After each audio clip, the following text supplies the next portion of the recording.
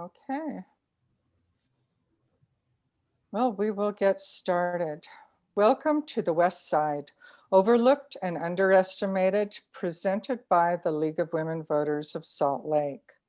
Salt Lake City's West Side has long been a revitalization destination never reached. Mayors, council members, and community activists have worked to make the area an integral and important part of the city. Is now the time, and what will it take for the area to be recognized for its contributions rather than its perceived burdens? This will be just the beginning of what we hope will be an ongoing conversation about the challenges and opportunities facing the west side of our county. Before we get started with our panel, I'd like to ask Millie Fletcher, the chair of our small group units, to say a few words about what you can expect from the League. Millie? Good evening, everyone. I'd like to tell you a little about our units.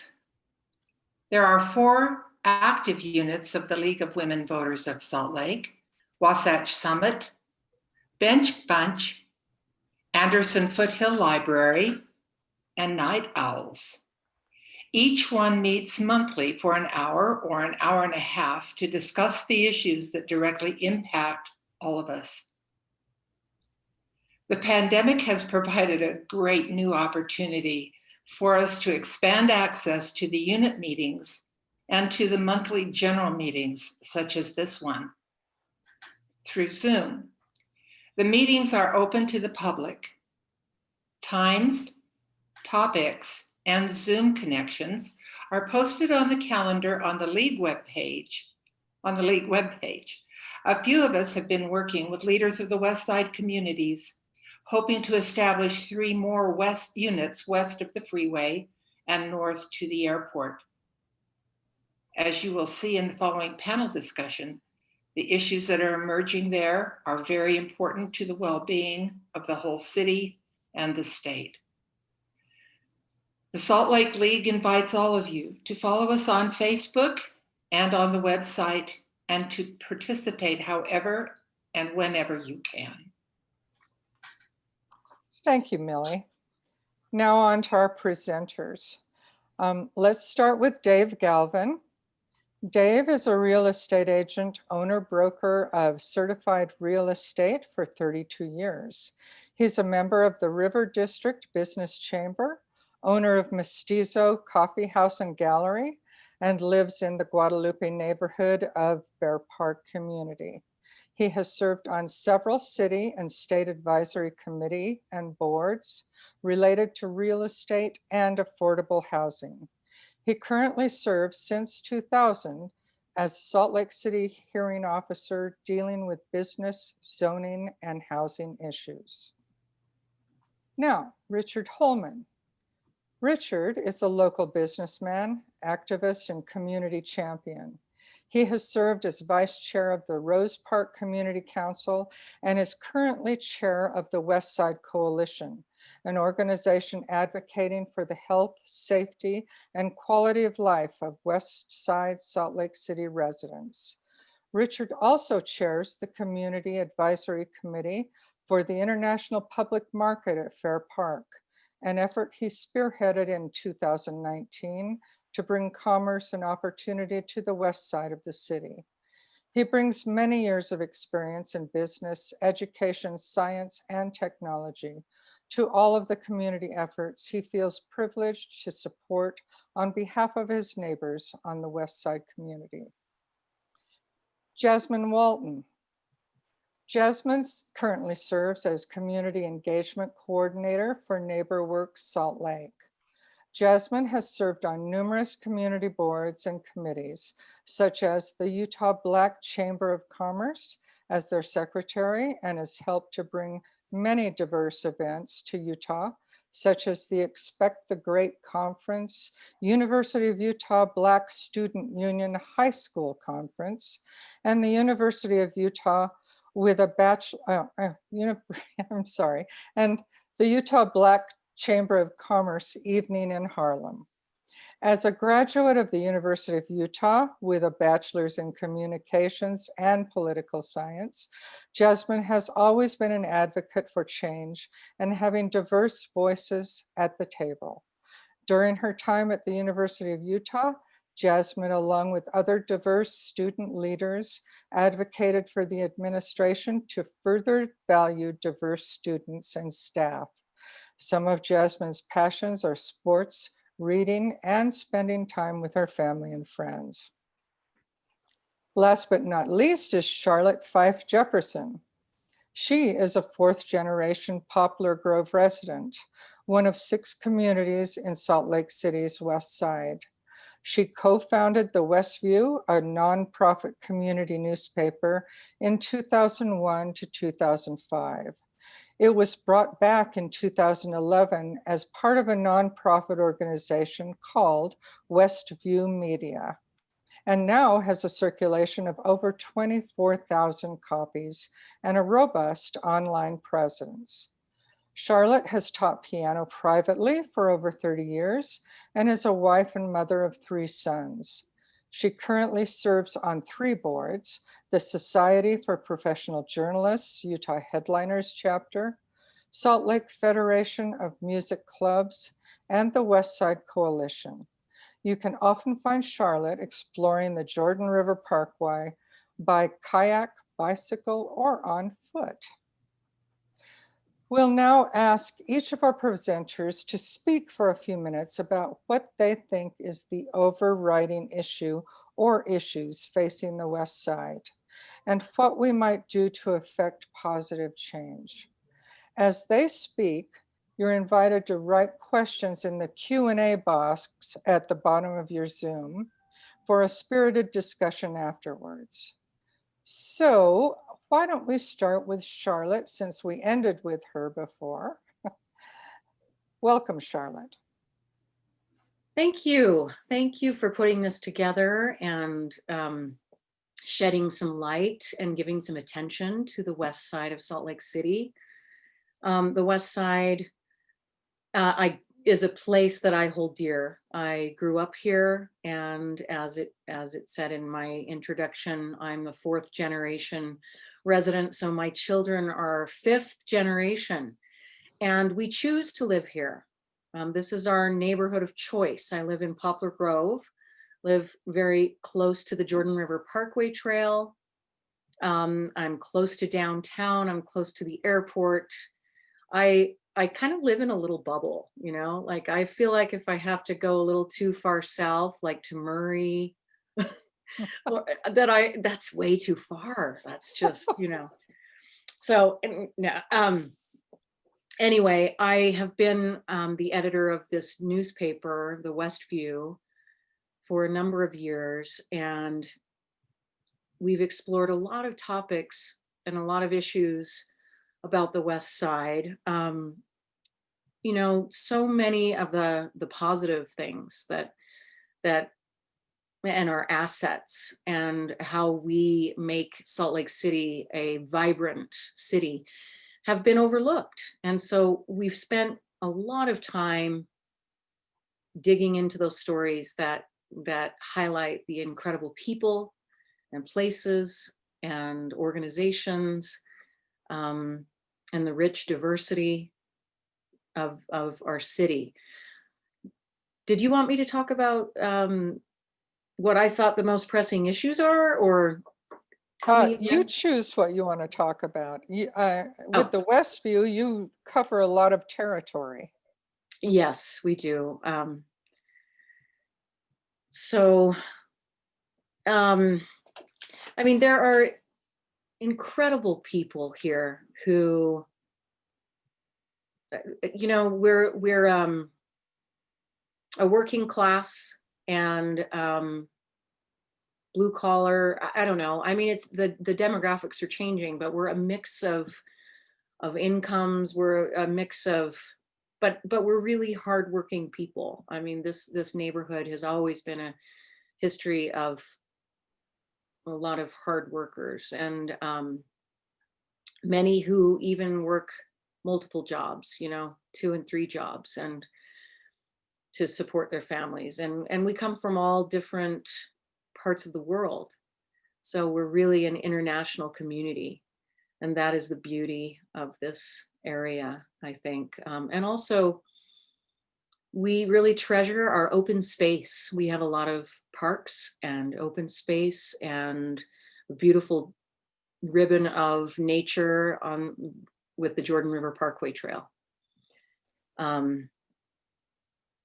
You know, I think we're going to be discussing that soon because I think a lot of people are trying to take over your open spaces.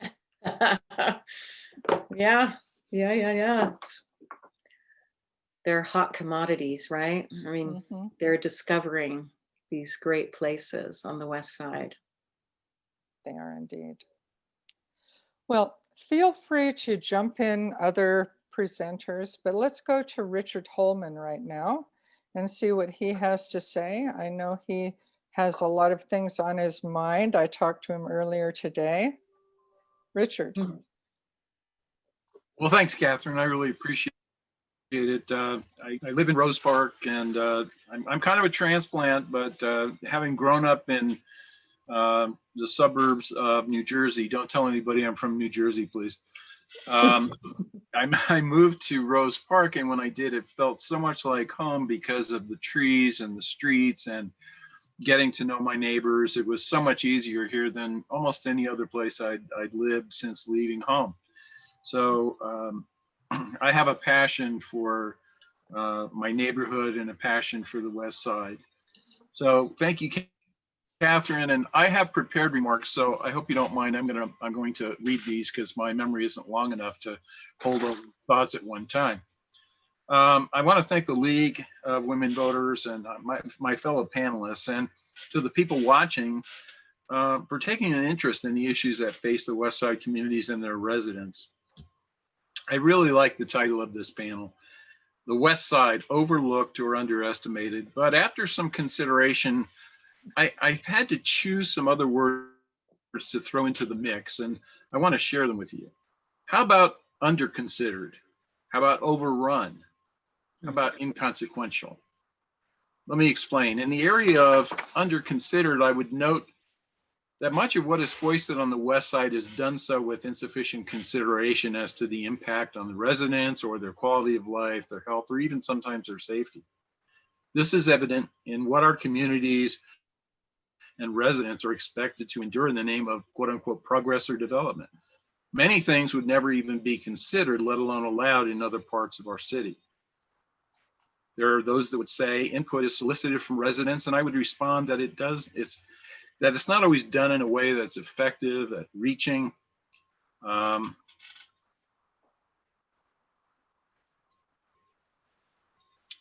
those that are impacted, or done in a way that's meaningful to the residents relative to the consequences or considerate of the constraints under which many of our residents live. But they're subjected to the results nonetheless. I'll get to the reason why in just a moment. Then we come to the issue of overrun. The implied meaning of this in my personal lexicon is that those affected are defenseless and cannot resist in any meaningful way that which they're being asked to endure. They are in fact overrun, with those doing the overrunning equipped with money, influence, and connections, all of which those being overrun lack. I personally believe this constitutes disparate treatment of a protected population and can no longer be allowed to continue. Again, more on this in a moment. And finally, inconsequential. There are those that pursue their ends with impunity, recognizing that even with resistance, there is likely nothing that the affected parties can do in the form of recourse. And they are almost always correct, because it takes a dedicated effort to most on the West Side have little time, money, or attention to dedicate to any resistance, as they're trying to work, many of them multiple jobs, and many are essential service jobs, feed a family, and keep a roof over their heads, which has been an issue long before the pandemic and is now amplified even more. This is not to say that these folks are not interested in what goes on in their community. I talk to all too many of them, and they all have an interest in making this a better place. It's the means that are difficult. Our residents, to a very great degree, lack now and always have the resources to defend themselves or their community. Money is tight, time is even tighter, and in some cases, a complete understanding of the processes needed to resist is lacking. And voter turnout is low, thereby further reducing whatever power those on the west side might possess with a higher turnout at the ballot box. And I might add to that, the coalition is very motivated to ensure that we help to get out the vote, and we do that every year. As many of you know or can surmise from these comments, this is not new. On the west side, there are 3 refineries, a sewage plant, an airport, 3 converging highways, a quarry, and endless truck traffic to almost all of these. These were primarily all built after the housing was constructed just after World War II. In fact, most of the communities were already in place by the time these things were constructed or expanded upon in their current form. But we didn't know then how this would all unfold. If one refinery is allowed, then why not another? Where was the furthest reasonable place to put a sewage plant in the Salt Lake of those days? How active was the quarry operation in 1950, and who knew the demand that would be placed on it today? These all seem reasonable, and to the extent that we didn't know what we didn't know back in the 50s, 60s, and perhaps even the 70s, they may be water over the dam. But my friends, we do know undoubtedly what the issues are today, and yet we persist. We persist in business as usual without consideration as to the impacts on our neighbors and our communities. We know what happens to air quality when traffic increases. We know what congestion results when increasing car and truck traffic clog our arterials in residential neighborhoods. We do know what happens when regional population increases, tax our schools, tax our commerce, tax our infrastructure beyond their originally intended design. And yet we persist. So where do we go from here? Is there an answer? Can we approach this differently in defense of those that may lack the resources to defend themselves? The short answer is a resounding yes. But all of us, affected or not, must step forward and speak in support of those that cannot defend themselves. We must change the way we view these developmental efforts from one that considers them individually to one that starts to look at the multiplied effects of all these things converging on our residents at once. As I enumerated above, there are already a great number of impacts to the West Side communities. We are adding more. We are adding an inland port. We're adding a prison. We've added expansion to the airport, and we're adding housing developments to the tune of over 1,000 plus units just north side of this part of Salt Lake City, and an increasing number within the confines of the West Side itself. Many of these high-priced and many low-income with little in between. It's time for those that would impact our communities to consider that they are not just one-off impacts. They are multiplied, and these are not local impacts, they are now regional.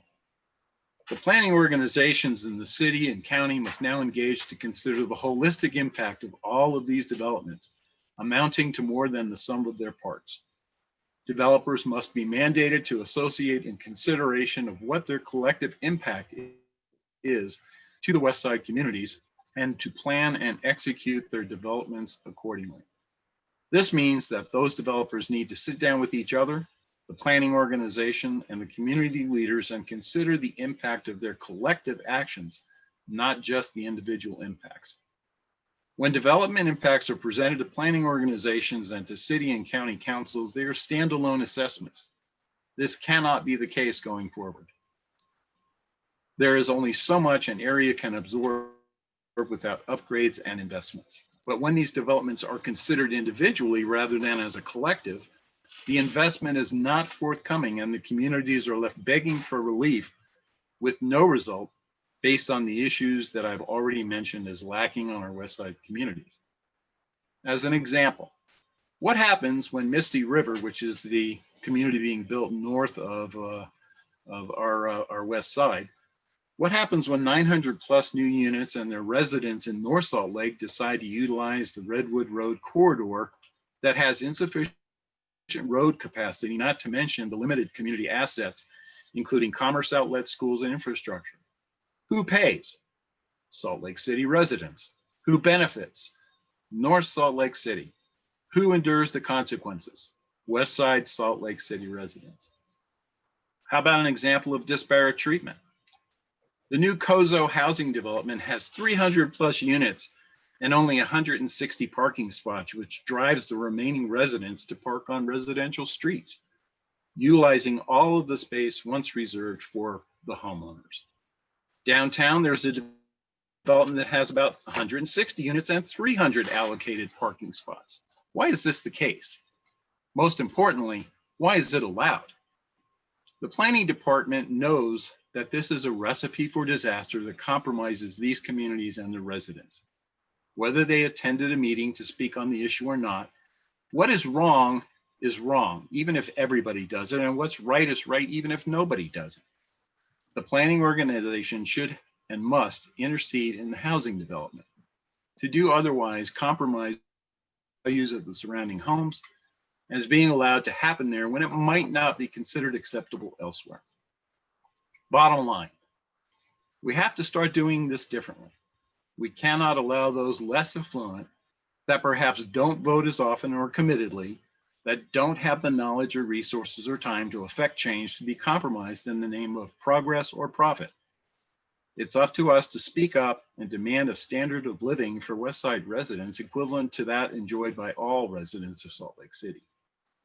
What was in the past cannot stand today. Developers need to be placed on notice that their actions are interdependent, and they will be expected to plan and fund their efforts accordingly and in concert, so we are not trying to fix them on the backs of taxpayers, with the consequences of their developments being borne on the backs of those who have been overrun. Thanks for the time. I appreciate it. Wow, you've given us a lot to think about there. We'll come back to that with a lot of these questions to try to answer them. For the time being, however, let's move on to Jasmine Walton, and let's hear a little bit from you, hon. Well, thank you, Catherine. I just want to say good evening, everyone, and thank you to the League of Women Voters for putting this together and to facilitate this discussion tonight. Like in my bio, she mentioned my name is Jasmine Walton, and I'm the Community Engagement Coordinator for NeighborWorks Salt Lake and an advocate for the west side of Salt Lake. Having lived here and grown up in the Glendale and Poplar Grove neighborhoods, as well as being a graduate from West High School. The West Side is near and dear to my heart, and so I'm excited to be here to talk about it. NeighborWorks has been working to strengthen neighborhoods and create community leaders since 1977 and has been working within the west side of Salt Lake since 1982. One of the biggest challenges that the west side of Salt Lake City is facing is just thoughtfulness, like Richard had mentioned earlier, by developers, by planners, by businesses who are continuously coming into our neighborhood and not taking a really thoughtful approach to what they are doing. We're seeing more and more low-income units go up every day with a lack of community input and engagement happening around them. When development is done like this, we feel those impacts instantly in the community, from overpopulation in our schools, from the amount of traffic that we deal with, to our air quality, and the issues go on and on. So as being a developer and a lender ourselves here at NeighborWorks Salt Lake, we do offer many down payment assistance products to families, but what we're seeing is that families are unable to take advantage of these opportunities because of the lack of affordability that's happening in Salt Lake City and on the west side, and the lack of inventory in general. The cost to build is so expensive right now. But the west side does have very many gems, from the Jordan River to the Peace Gardens. There are so many assets here in our community, but I feel like the biggest one that we have is the people that live here.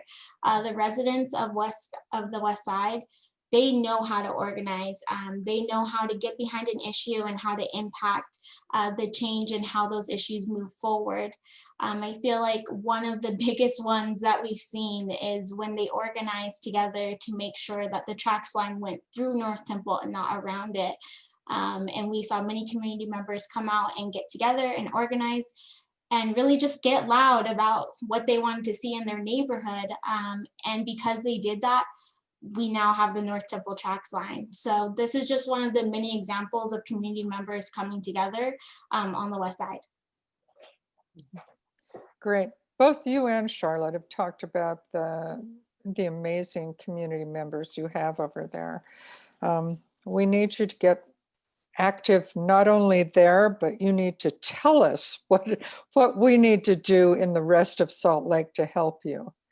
Anyway, you have mentioned a lot about development and of course, Richard also talked about some new developments coming up. And I know Dave is involved in affordable housing. Let's move on to Dave and see what he has to say. Thank you, Catherine. Thanks for having me here.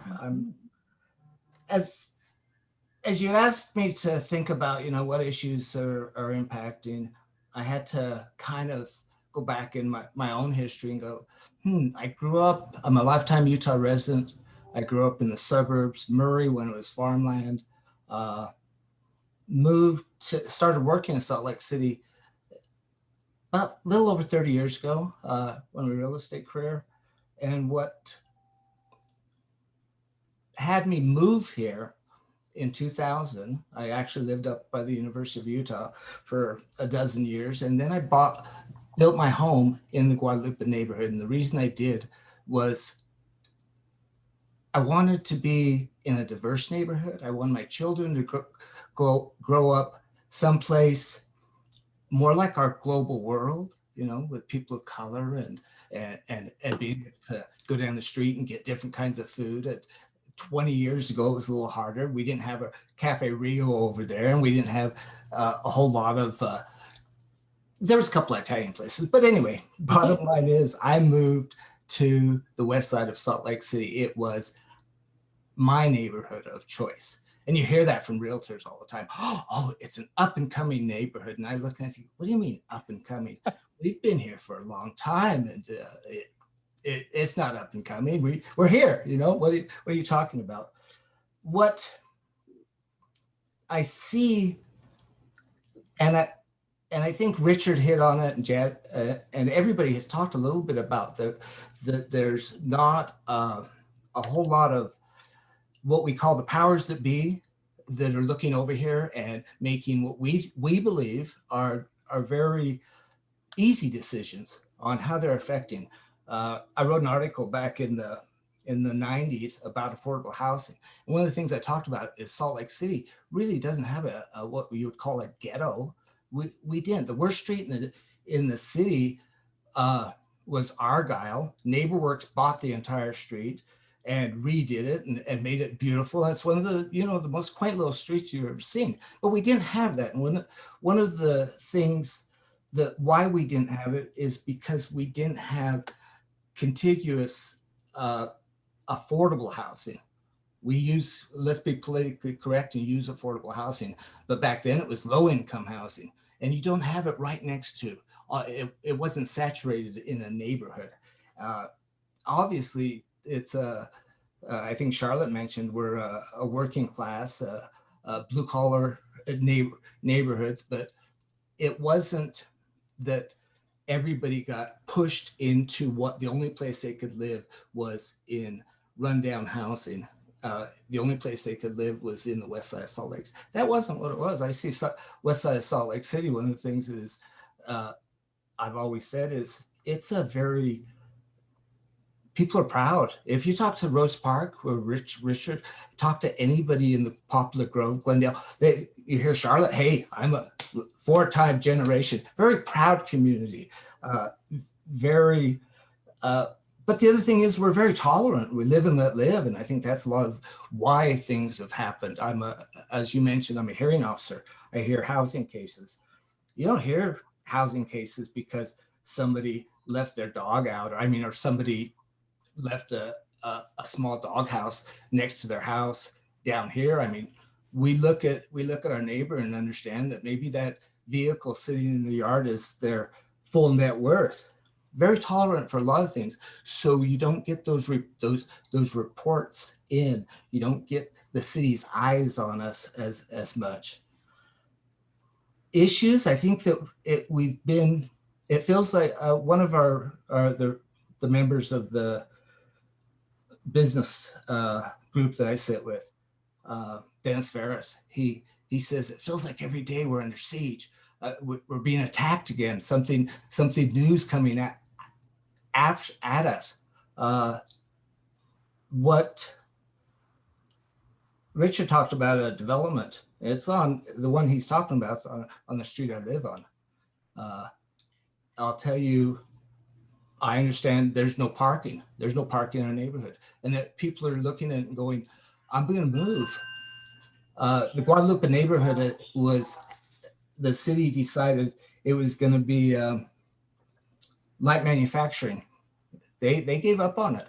NeighborWorks came in and saved it. It's just a great little neighborhood, whole lot of families living and doing, all those things that we look for in a community.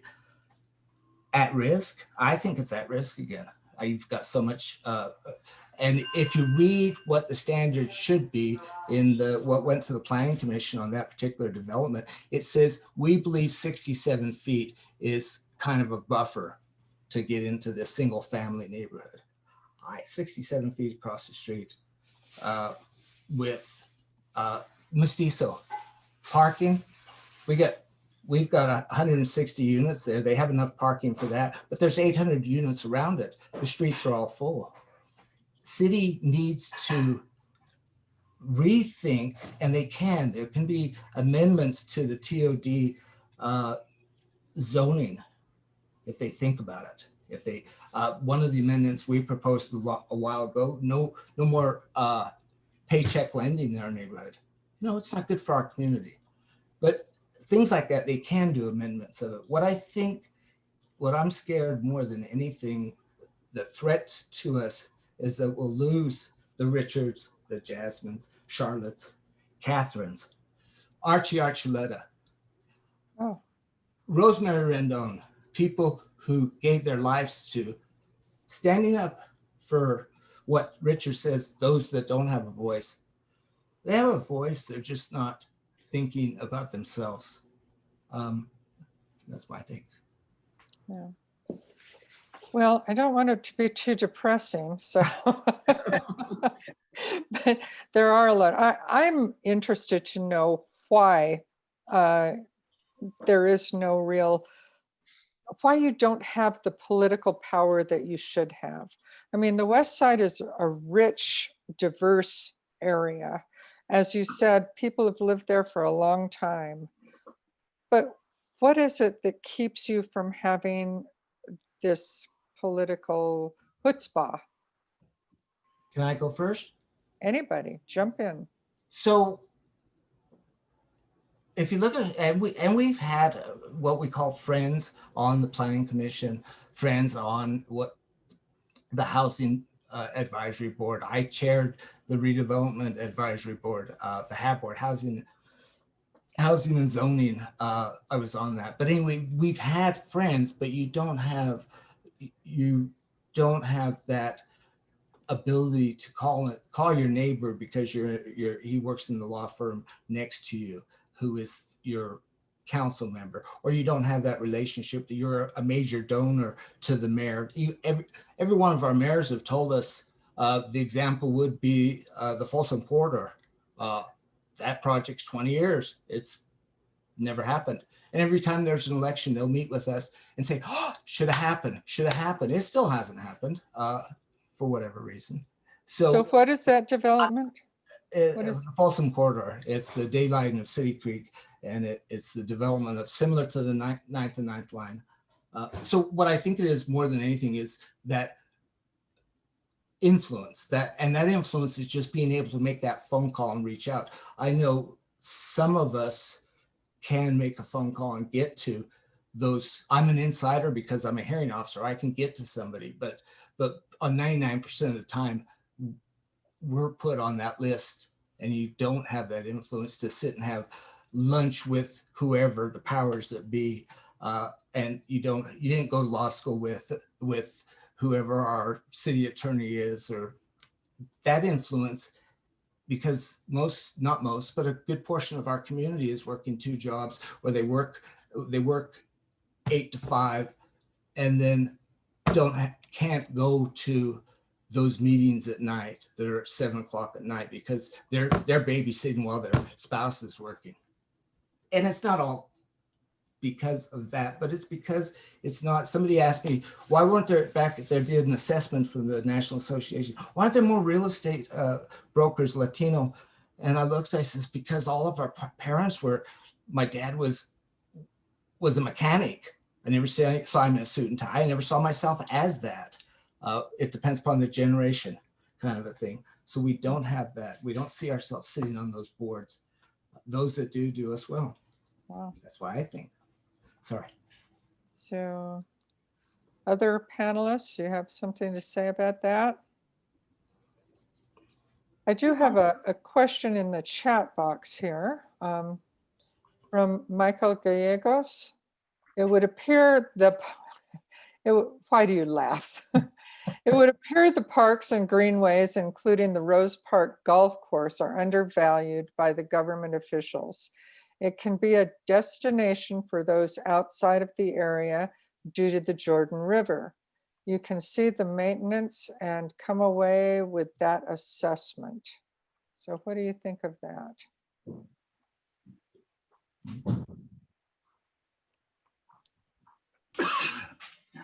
Do you know what he's talking about, Richard?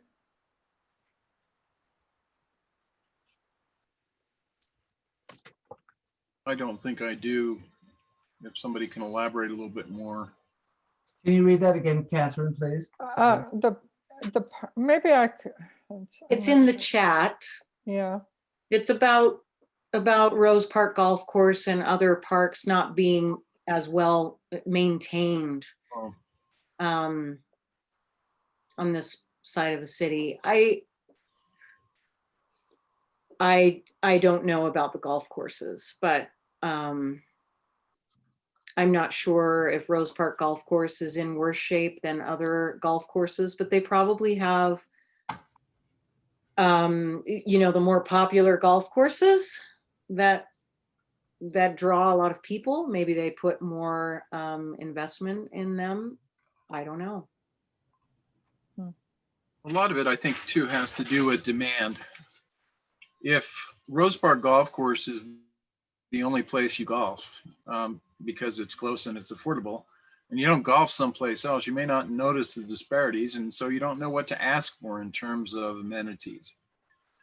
I will tell you my personal experience when I go over to the Sugar House Park. I can't remember what the actual name of it is, but there's flowers and there's doggy bags for litter pickup, and everything's always immaculately trimmed. There's lights, there's benches. Well, guess what? That park is privately maintained, I believe, by an association of some sort, and has additional resources to make it look nice. Now, that's my understanding. That may not be true, but even if you go to other parts of the city, I ask simple questions like, why can't we have at least dog litter pickup bags? And why are there only 3 benches in the entirety of the park? And then you run into things like people chopping the tops of trees off. There are no cameras. There's minimal lighting. I believe someone stole a bench from the park itself. They actually stole a bench. Oh. Yeah, they did. They stole a Rose Park bench. So, that's the small number of events that happen there that get people's attention. And then, if you're looking to make investment, you can invest in something where people steal a bench and chop the tops of trees off. What do you do about that? The bulk of us enjoy the park. We go there all the time. Rosewood Park is a lovely place. And you see that, and it just makes your heart sink because it's just about a self-fulfilling prophecy when it comes to investment. What to do about that? Okay, they put cameras in, but I can tell you from my own experience of having cameras, That doesn't do much except get you a nice video of someone you'll never see again.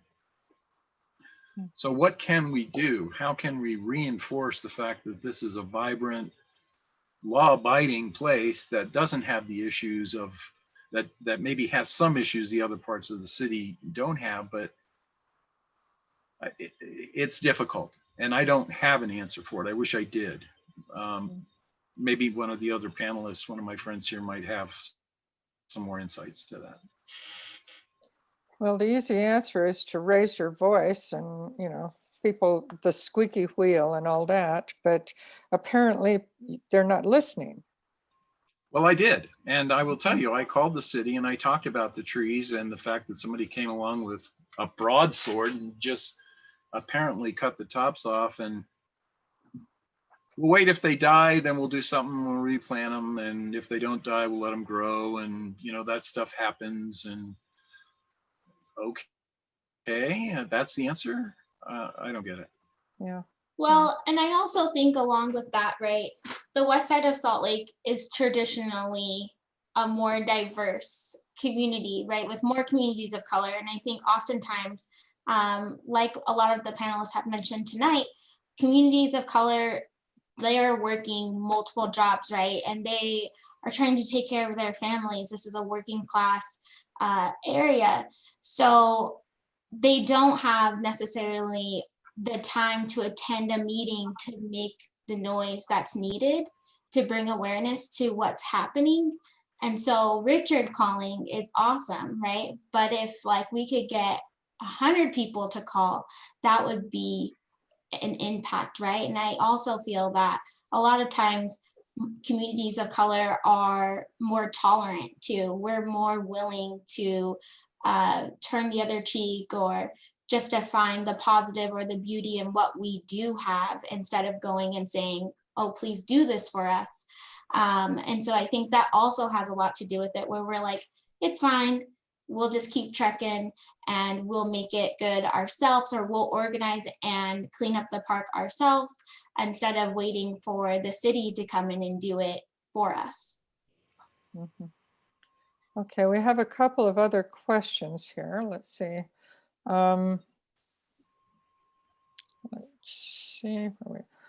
Michael Hu, influence is important and the West Side has been shut out quite often since the days of Rampton.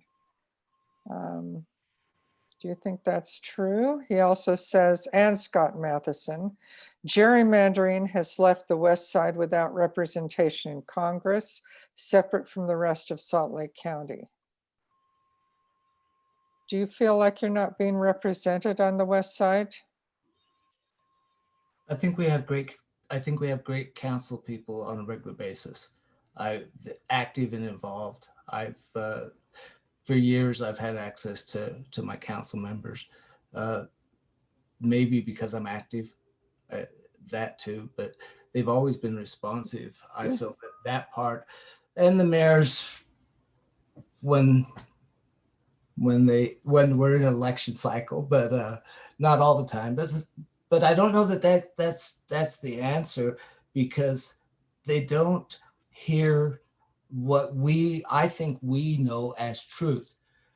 And that truth is, someone talked about, I think Jasmine and talked about NeighborWorks and the No 600 West, the bridge that they were trying to do. And that's why we got a new bridge.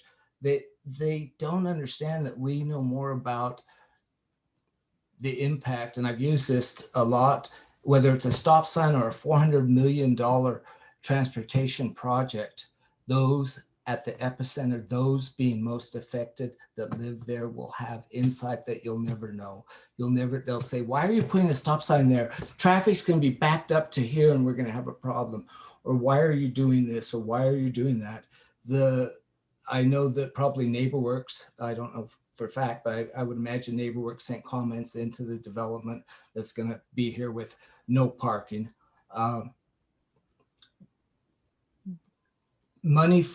Development follows money right now. That's what happens. And we don't have, I don't think we have seen enough activity from the community to get up and say, change the zoning, do an amendment, do something, just change the process a little bit.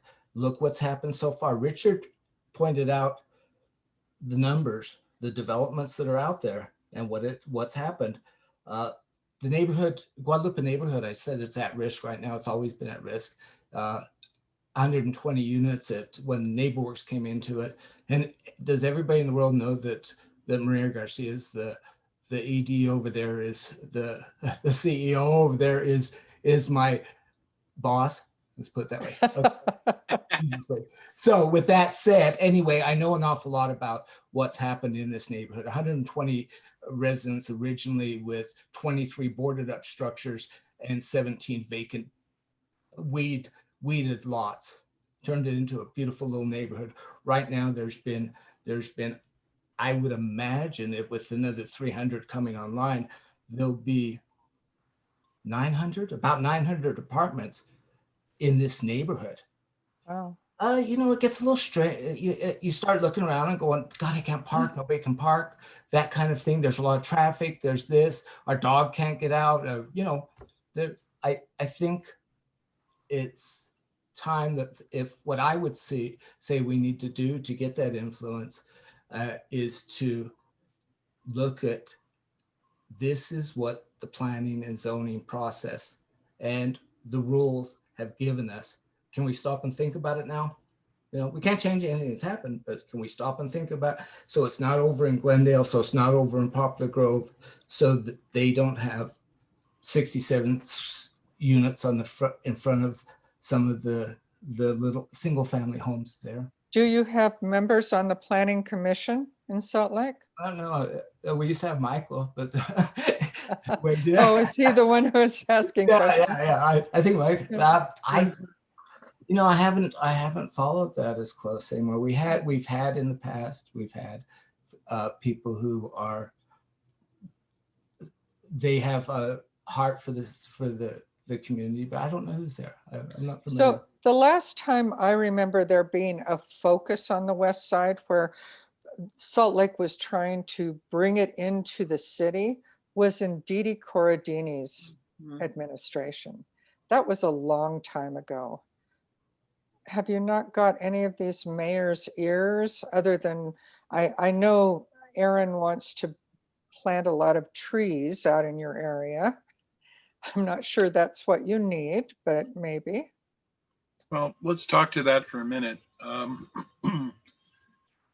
Pandemic kind of short-cycled us a little bit, but the community councils, the coalition, other people were assembled by Weston Clark, and we were assembled as an equity body to define and discuss those areas that needed more equitable treatment on the west side. And we provided a great deal of input.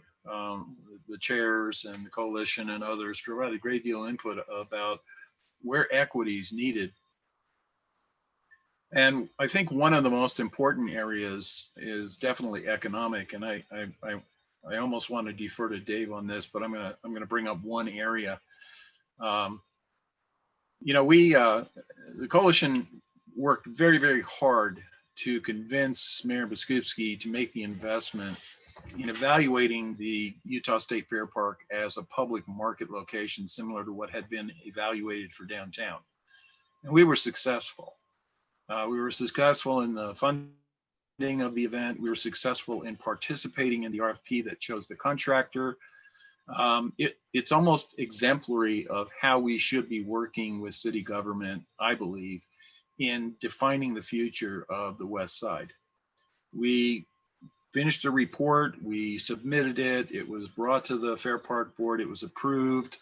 It was approved by RDA, and if it wasn't for pandemic, we would probably have already constructed the south side entrance to the Fair Park, and we'd be moving full speed ahead on the conversion of the barns. The resources are there to do it.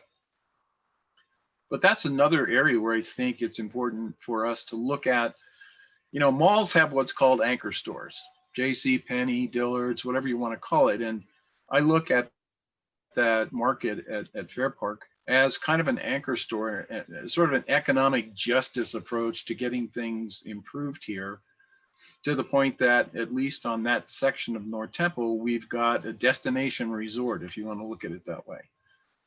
There's a reason to build on North Temple because there's food courts, there's breweries, there are activities, the improvement of the shoreline there on the Jordan River for kayaking, canoeing, etc.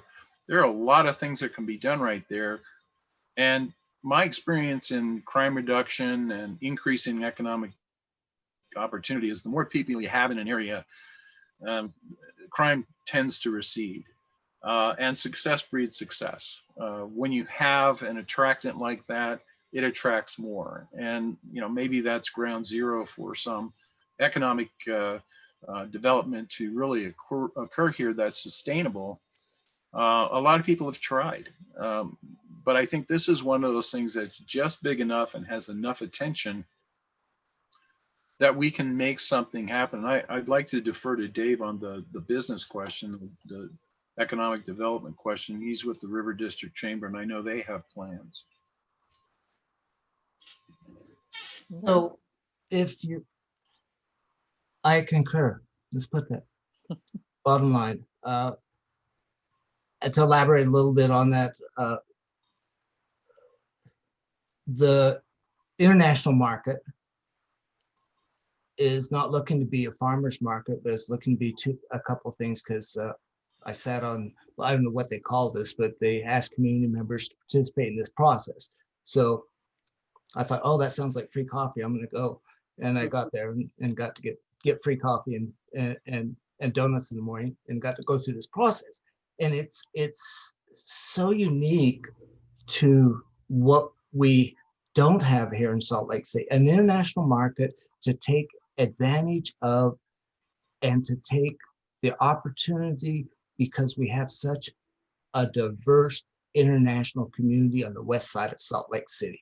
I know myself, I know a ton of different food trucks. I know a whole lot of people who could bring that food to this place. And who doesn't like great food? I mean, that's incredible, number one. Second thing, they're looking to, as Richard can tell you, sharing it, the big picture is it's not going to be just, it'd be a nighttime event as well, to have it would have staging for entertainment at night. All those things. One of the things that we talked about when tracks came through was, this is the gateway to our city. And they mentioned the Jordan River. Charlotte spends a lot of time hiking and playing around the Jordan River because I see her pictures. It lost opportunity. Salt Lake City hasn't taken advantage of the Jordan River Parkway. In other parts of down, if you go down south, it's developed out. They have boating, they have trails. It feels good. If we just take what our assets of on the west side, and the city looked at it and says, how many places are this close a trail from the central business district? It's a hop, skip, and a jump. That's what that Folsom Corridor is about. And that ties into the Jordan River, and that ties into this international market. It's something that if it doesn't happen, somebody's not thinking. They're not thinking about what the opportunity is for Salt Lake City itself to have something so unique. Yeah. The resources are here as far as the people, that asset is here. I should be interested in hearing from a fourth generation family as to what they think the representation looks like now versus what it was before, Charlotte. What has it always been like here? You mean support from the mayor's office? Is that what we're talking about? Or any of our elected officials, council, mayor, anywhere. I agree with Kathy that Dee Dee Corradini really put a focus on the west side. But I do think that Ralph Becker did some improvement. We got a big pedestrian bridge over the river at 2nd South by the Fisher Mansion. And the Becker administration purchased the Fisher Mansion But the sad thing is it sat and now it's been damaged and it's degraded, and then the earthquake, it was damaged in the earthquake, and just with so we have this incredible mansion and this historic building. It's like we start these projects, but they don't get finished, you know? But the Becker administration helped get the 900 South rail line out of there. And we got a trail there that connects the city. The Biskupski, I think she invested in the people, you know, and got a lot of representation in the city of people of color and West Side residents, but I don't know about revitalization or real economic development projects here. And then we have a new mayor, and to be fair, she's had crisis after crisis to deal with. COVID. So, yeah. Earthquake, COVID, protests, windstorm, you know. Yeah, we need more than trees. We need more than trees on the west side. But that is, I mean, now we need them more than ever because of the trees that were ripped out by the windstorm. But like Ivan Carrasco, I see in the Q&A, he asked about the deterioration of the former Raging Waters, okay, Seven Peaks, Raging Waters. It has sat and degraded, and there are fires and theft, and then it became a very unsafe situation where kids were going there and playing on the slides and skateboarding down slides. Someone was going to get hurt, so they put some security guards there. But they are now taking public input on what the community wants there, and it's not going to be multi-dwelling housing. So you can rest assured that it won't be housing like that. It has to remain green open space, and it has to remain recreation for the community. But we do need to speak out. We do need to have a strong voice. And one of the things that the Westview is trying to do is increase civic participation. And I believe, and also the West Side Coalition. So we're trying to increase civic participation by letting people know how they can get involved, and informing them about some of the issues that are happening in the neighborhood. So, but we can't think, people have a voice, and we have to reach out to them. We have to engage them. That's what I think we need to do, is engage our residents more. Yeah. And we want to help you with that. This is something the League is very interested in doing. We do have another question. Who is the primary developer in your area? Is there one, or are you just being overwhelmed? Everybody who's got money and knows how to put a deal. Everyone. There's a lot of development going on.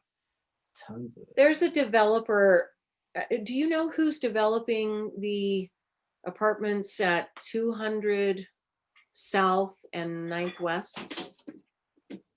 Is that Kozo? I think that's the new Kozo 300 units that I was talking about that has 140 parking spots. No, is it the same guy? Has he got that? On 200 South. Yeah, I know where you're talking. Mary's? Yeah, Yeah. West Side Did Drug you guys do the article on it? Yes. Yeah. But I don't know exactly who we need to learn more about the developer, but I understand that, you know, it's going to be a high-rise development with housing, but probably, you know, it's not affordable housing.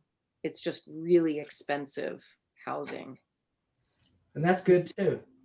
You know, one of the I had talked to James Rogers about, and he had indicated he was going to pursue this, was, we get notifications from the planning folks all the time about our particular neighborhoods and things that are going on. And it goes to the community council chairs with an expectation that we're going to provide input on yay, nay, or we don't know with respect to those proposals. And that's fairly labor intensive with the amount of development and alterations happening on the planning front here on the west side. And what he had suggested was, like Sugar House has a sort of planning review type of function that is Sugar House wide. We were proposing that there be one single entity comprised of all of the community council representation, so that we could look at these things and look at them from two perspectives. One is having enough people around the table to be able to actually do something cogent. And secondly, having people there that understand what is going to be interactive. In other words, yeah, it might be in Fair Park, but man, it's going to have a real impact on Rose Park or any of the other communities, because we don't have enough crosstalk, and it's not really within the scope of what the coalition does, and we don't have that expertise either. So I would suggest that we need to push perhaps a little harder on James to get the resources necessary to bring a critical mass of people together for planning. And I would add one more thing to what that group would do, and that is to meet with developers and understand what they're going to do, make sure that we understand the impacts to the community, and make sure that they are putting funds into things that taxpayers should not be paying for.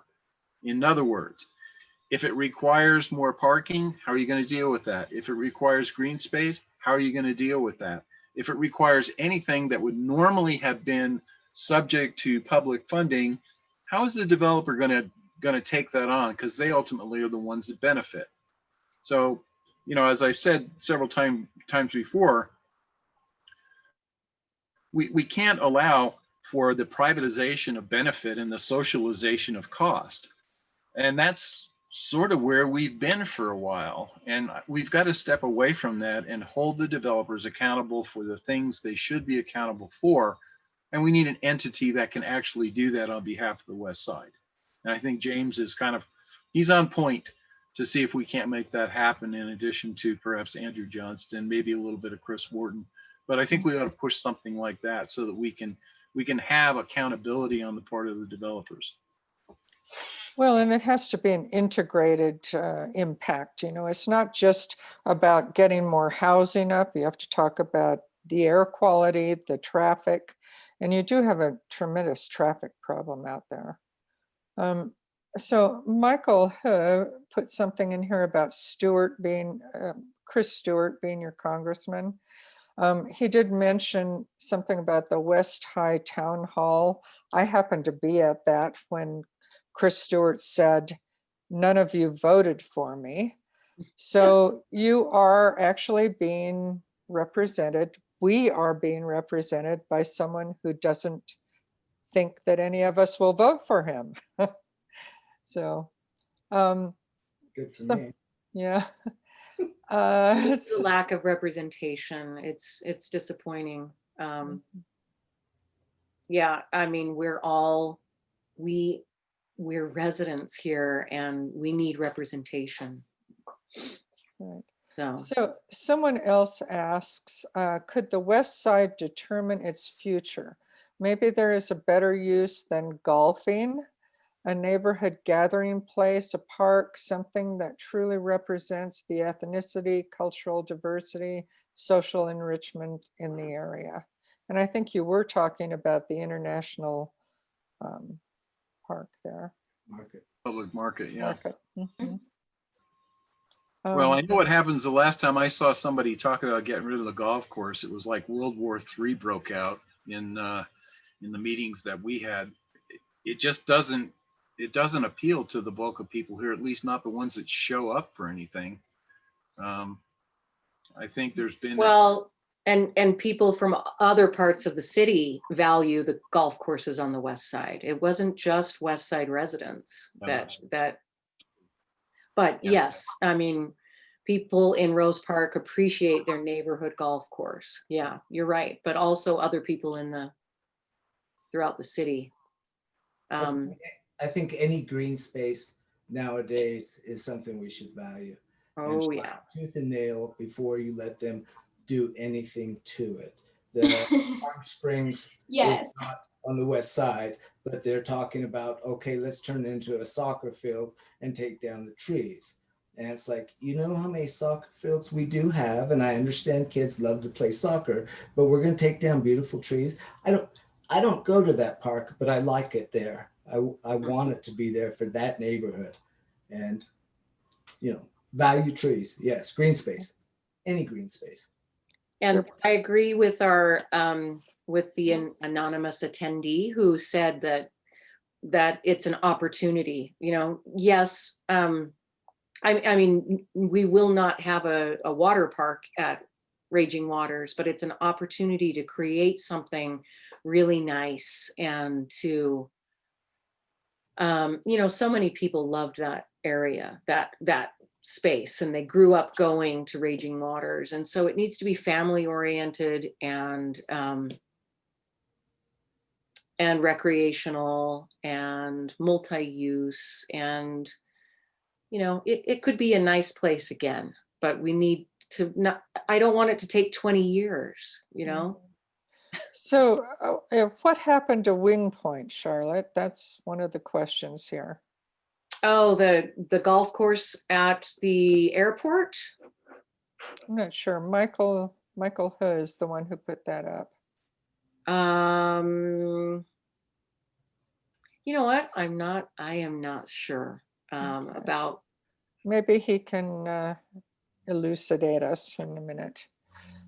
We have another question. As Dave mentioned, the community is low income with many working overtime, multiple jobs to focus on keeping roofs over the heads and bellies full. Many don't know who represent them. This is no fault of any one person, but of many, possibly including residents. How does this change? Guerrilla marketing per se? Going out into the communities and connecting with residents and have them participate so their voices are heard before changes happen in their communities? That's a big question. I think follow the League of Women Voters, because they're going to be extremely active in the West Side. And so if you follow their link, follow their Facebook, follow them, they're going to start giving you who you need to know on the West Side. That'll be the second. Read the Westview. The Westview has always come up with, if you will go through the recent one, everybody who was running was in there. I mean, did you charge them extra for their ads, Charlotte? But anyway, all of the candidates were in there. It isn't something that we're going to live and die if we don't know who represents and what district am I in. But anyway, it's not going to be something you live and die, but to just get a little more active now with the internet kind of stuff. They ever open the libraries back up? Is that in the plans? So, yeah. Right. I agree with Dave on that. And I definitely think now the Westview is even online and doing lots of stuff online. So follow them and follow the West Side Coalition and your local community councils, because they are pushing this information. It just takes people to stop for a moment and take note.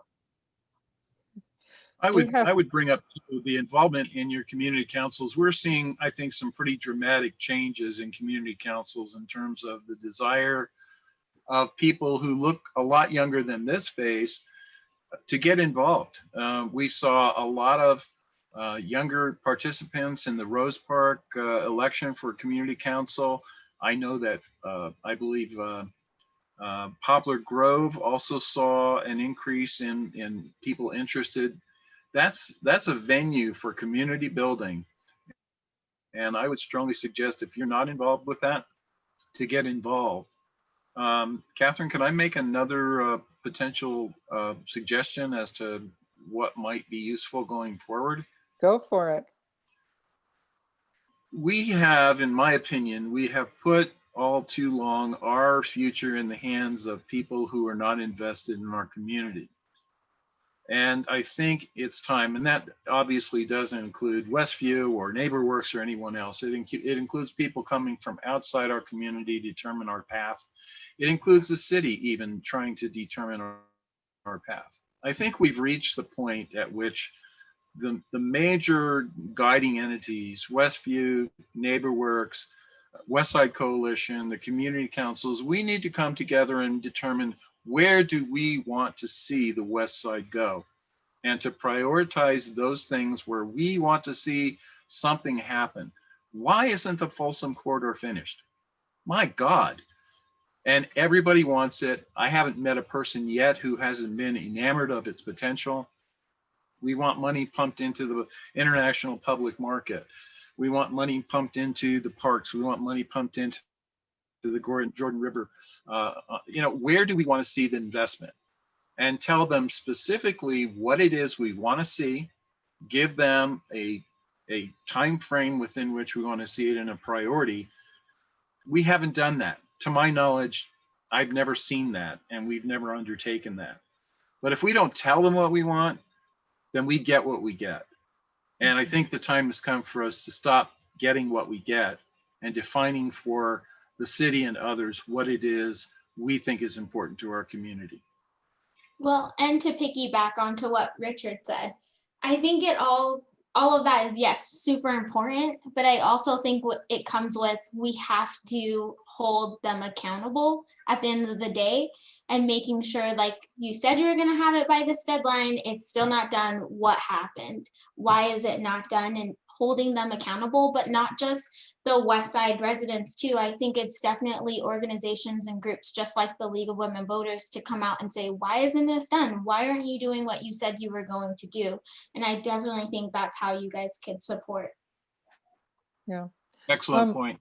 We have a question about knowing more about the corridor. There are several of us who hadn't heard about this. So please give us an idea of what it is. So Folsom Corridor is it's basically South Temple. There is a creek, so City Creek is underneath it, and Seven Canyons is an organization that has been working to bring the creek up to the surface, to daylight it, and have a nice trail and have amenities and businesses along, and it would connect into the Jordan River, into the Jordan River Parkway Trail. So it's another connection, east-west connection, with a lovely creek. And, there's a lot of, actually Jorge Fierro, so Rico Products, they have moved to Folsom, and there was a brewery in the works. I mean, I really do agree that COVID, like this crisis, this pandemic that we're in, has put the brakes on some of these projects, but it's not an excuse.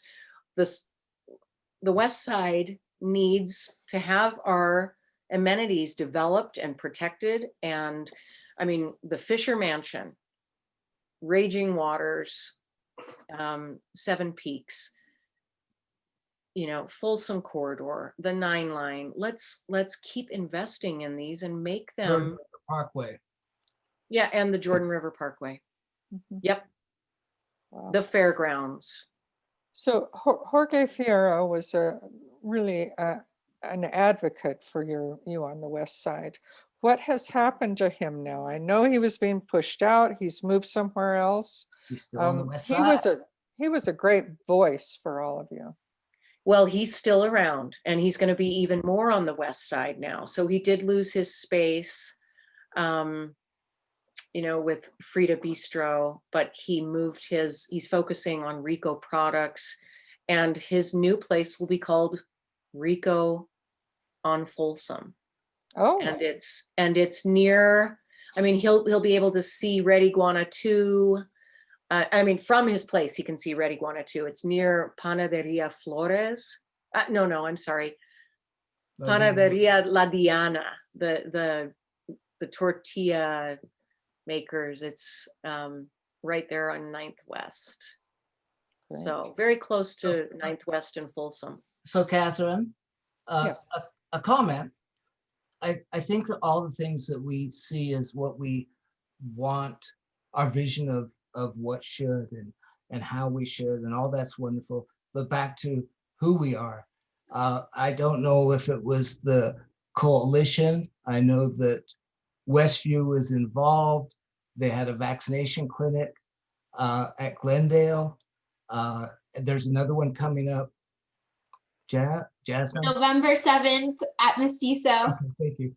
Yeah, this is an ongoing coalition-sponsored event. It will be annual. It's a signature event that the coalition put together in conjunction with Westview Media and a bunch of other organizations. Turner Bitton and Polina Konichkova are the issue managers from the coalition for this and are doing a fabulous job. We've had several successful vaccination clinics. We have about 6 more planned. We have funding from from several other entities to continue this. And so I expect this will be an ongoing signature event. And the intent of this, for those that are watching, is to get people acclimated to the fact that vaccinations are okay. They really are okay. There's information. The other thing associated with this is the fact that we're going to be coming up with a COVID vaccination, and we want people to have an understanding of the process that they go through to get vaccinated, where to go, how to go, and get people comfortable with the fact that this is a good thing. We're putting a community face to it through the coalition.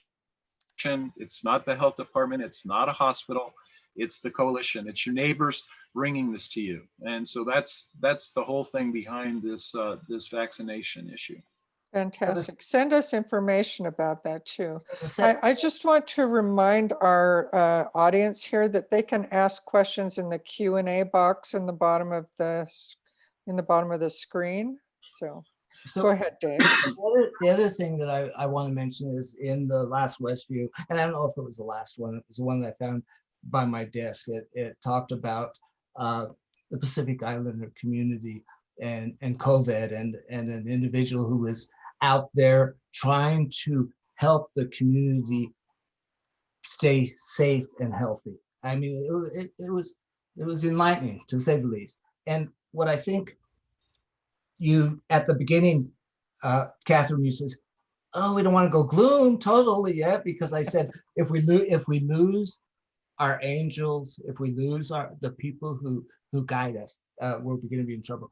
When COVID first started, I was at Smith's, and I actually went into the little market behind it because I wanted to get something from the little market that's attached to it. And I went to walk in, and an older gentleman walked up to me, and he told me in Spanish, and I didn't quite catch it.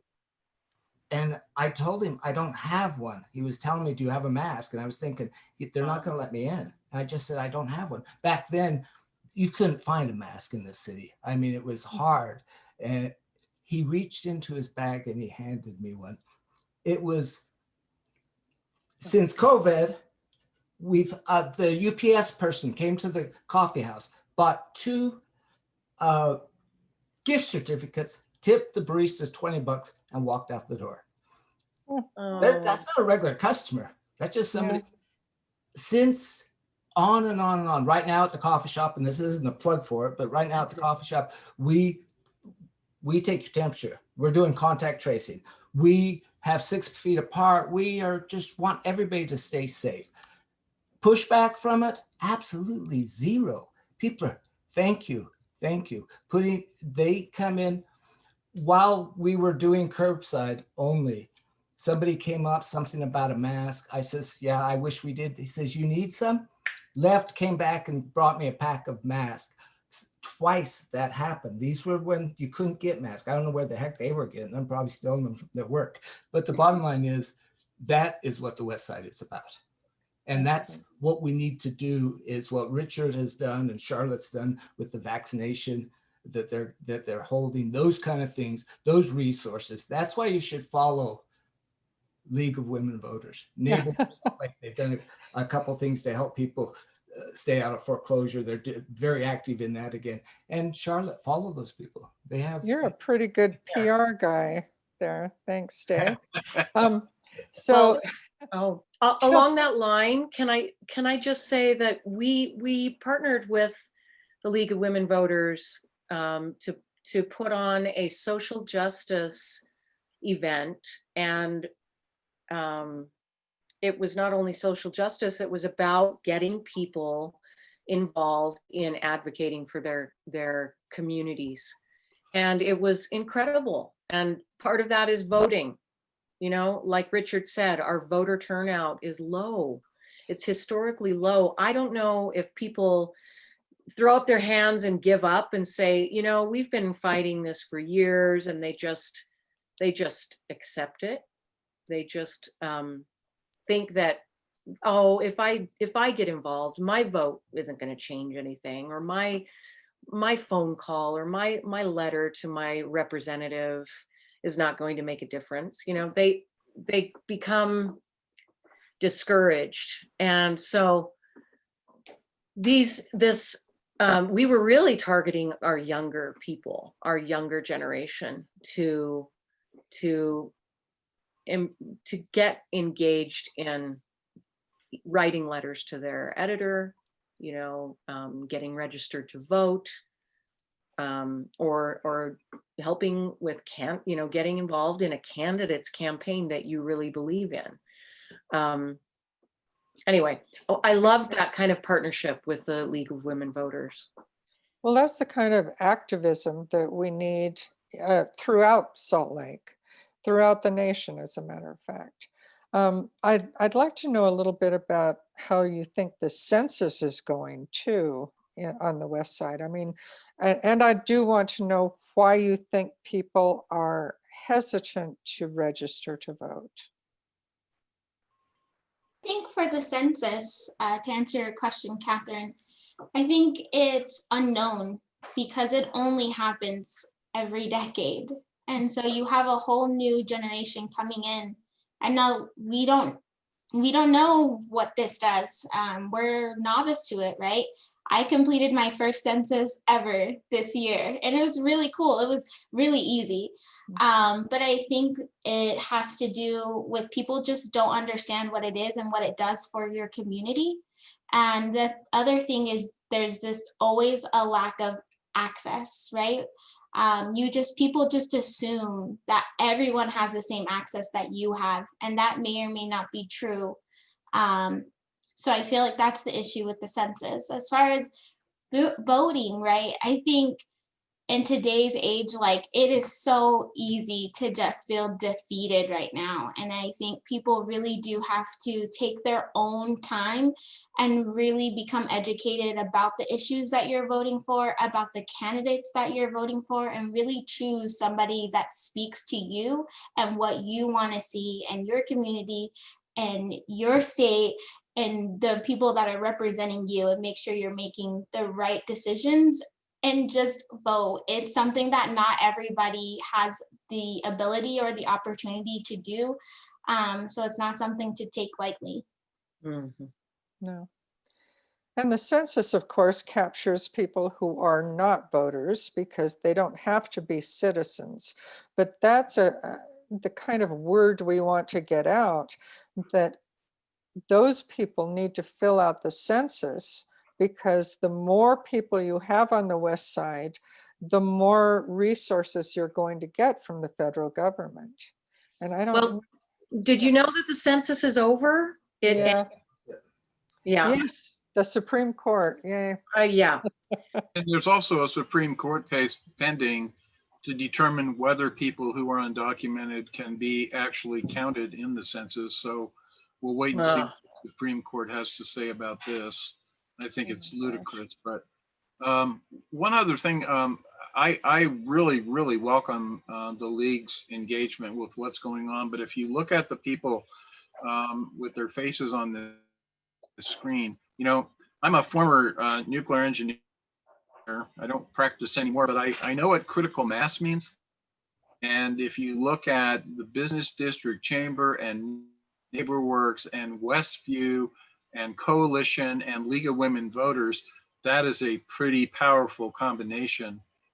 If we don't do anything else as a result of this dialogue, we should endeavor, much as I think Charlotte at the Westview and the coalition, I think we have a fantastic relationship in terms of supporting one another's efforts. I'd like to see that exist between all of us. NeighborWorks champions the coalition. We can go to them anytime, day or night, and they step up, and we work with them. I want to work more closely with the business district or the River District Chamber. I think we have such a potential for critical mass. It's only a matter of organization, and it's only a matter of prioritization of projects and direction. I think that's what's on the screen right now. So let me extend the invitation. Let's create this critical mass and let's make something happen. Thank you. I think we need to. I'd So like to Catherine, go yeah. ahead, Dave. An invitation as well. So your vote is your voice. The guy who started a coffee shop used to say, make your coffee count. So we no longer get the little voting stickers, I voted. They don't send them to you. I mean, I mailed it in. I didn't get my sticker. I don't know why. No, you missed it. It was in there. Was it? Yes. I got mine. I'm gonna go get it. It was a Anyway, special Well, one. If you will, It was the pandemic one. into the coffee shop, we'll give you a cup of coffee. Come in and get a cup of coffee for wearing you. And if you didn't get one, like you're old like me and you missed it, you threw it away, come in and just say, hey, I voted, because we definitely want everyone to vote. And I'm not pitching one way or the other, but I do vote a certain, it is blue. Oh, yeah. Okay, never mind. We're not sure how. I want to turn this just for a second to children and school children specifically. I remember, again, way back, I'm showing my age here, but it was actually Your when wisdom. Charlotte's mom was on the school board. That was probably during the last census and then the redistricting that took place after that. There was a movement to get another district on the west side, because that is where all the children are now, or a lot of the children. Yes. And it was resisted. So I'm wondering what you can do. This will be coming up again after the census. We'll be going through redistricting. What are your plans on the west side for that?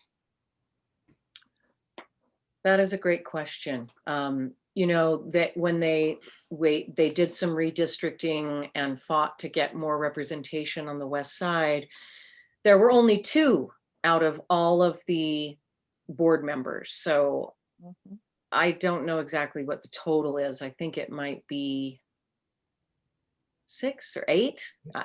Don't quote me on that. But anyway, there were only 2 representatives, school board representatives, that from the west side.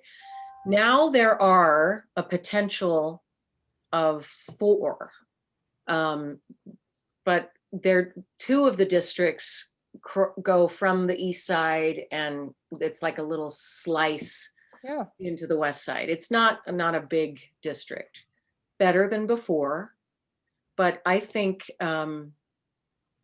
it makes a lot of sense to have to change that, to do some redistricting again and get some solid west side districts for the school board. Some fair redistricting. I mean, it's really the Chris Stewart issue. He reaches down to southern Utah. How does that represent us? Yeah. And how does the east side of Salt Lake represent the west side of Salt Lake? It really there are different needs. Very much so. But I'm glad you brought up school children and school age children. I think one of the most important investments we can make on the west side is in our public education and in our schools. And most of our schools are Title I schools that get federal funding, but we need more investment to make up the gap, that achievement gap. and I mean, these are our future. The younger generation on the West Side is what our future generations are going to look like. And so it's investing in our future. So I'm a huge advocate for education, and, you know, having more equity and helping,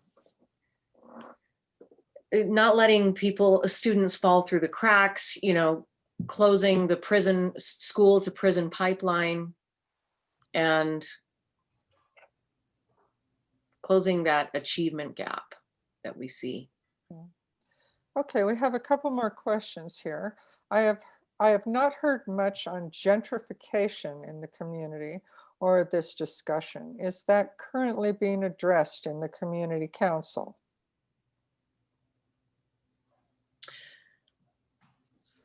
I'm not sure if it's being talked about in community councils, but I know it's on everybody's mind. It's just, it's a hard issue to really tackle, you know? I mean, we have developers coming in and then people are being priced out and they can't even afford to live in their own neighborhoods anymore. But we also want development. So we want our neighborhoods to look nice and to have nice amenities, but we don't want it to be so extreme that we're pricing people out. I know that we are going to be covering a story about gentrification in our next issue of the West View. We'll be watching for it.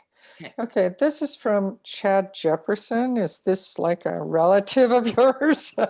That's my husband. Yes. This is less of a question and more of an observation. The sentiments around how we care for our friends and neighbors on the West Side is clearly a strength.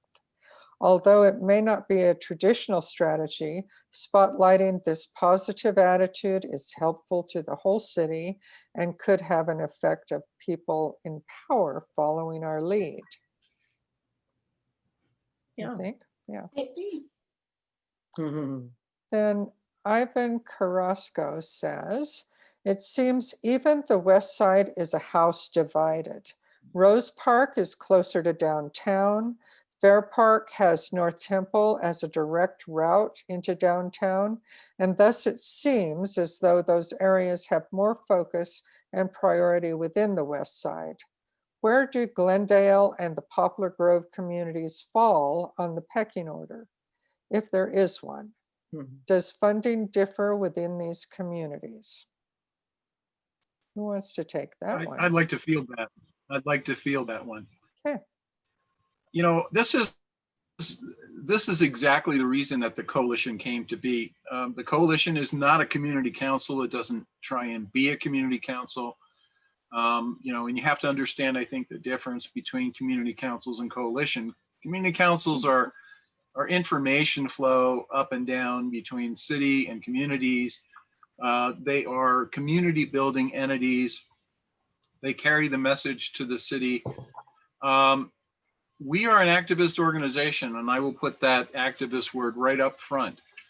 We're interested in keeping an oar in the water. We're interested in taking on the challenges of the community that may not fall directly to the community councils within their charter, but we are comprised of the community councils as well as other community leaders.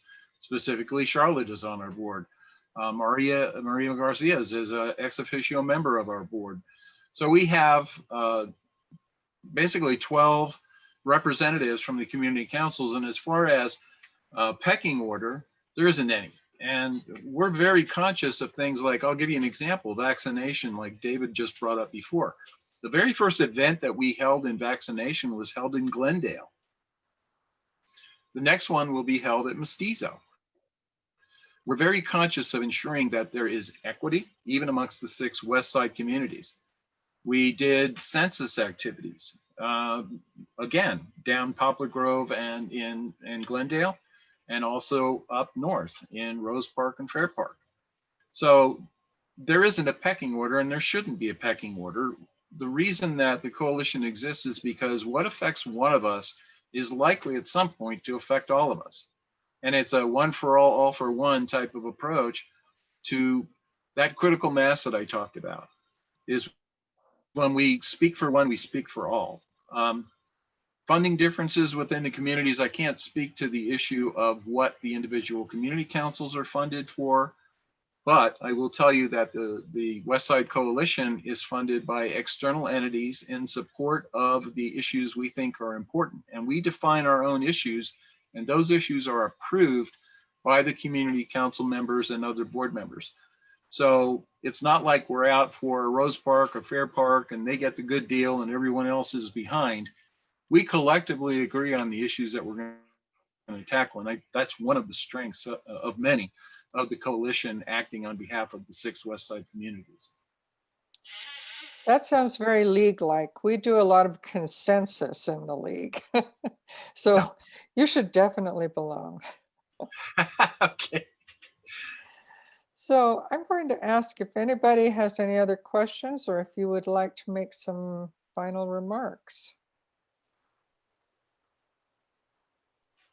I think, Catherine, that I would just leave with this sentiment is vote. Thank you, Jasmine. I do want to mention, if you go to our league website, lwvutah.org, and look at our calendar, you are welcome to join any of our meetings. Millie first talked about our unit meetings earlier. Before COVID, they were in specific areas. And so it behooves people to live in that area so you could go to a unit meeting. Now we have this opportunity with COVID where we can engage you from anywhere. So right now we have several meetings going on about what's happening with the Supreme Court. You may be interested. Tim Chambliss from the University of Utah is speaking. Just go to our calendar and join a Zoom. And then let us know however we can help you. I think, as I said earlier, this is just the beginning of the conversation. And I so appreciate the 4 of you joining us. So Thanks. Well, thank you for having us. thank you too. Anybody else? I just want to thank the League of Women Voters for, reaching out to the West Side and really, I know that you have thought about, or the League has wanted to start a chapter or a, is that the right? A small group. A small group, Mhm. West Side group. And, that's, and just reaching out to us and partnering with us on different, I mean, there's so many opportunities to work together. So I appreciate that very, very much. Well, thank you. We all have a lot on our minds, a lot of things to do, a lot of questions to answer. And so we get that sometimes joining the league might be a little bit much. It's, more than you can handle. But we only ask of you what you can give. So we're here to help you, not to take from you. So yeah, whatever we can do, we're happy to help. And thank you all. Let's continue this, maybe talk about something more. I mean, this has been a general discussion. Maybe there is one piece of this that you would like to spend some time digging into, perhaps affordable housing, perhaps the developments near North Salt Lake. We're happy to help. Again, Great. thank you. And thanks to all of our audience members too. Thanks for the questions. Yeah, and the interest. Thanks so much. Talk to you all later. Thanks, Kathy. Night. Bye.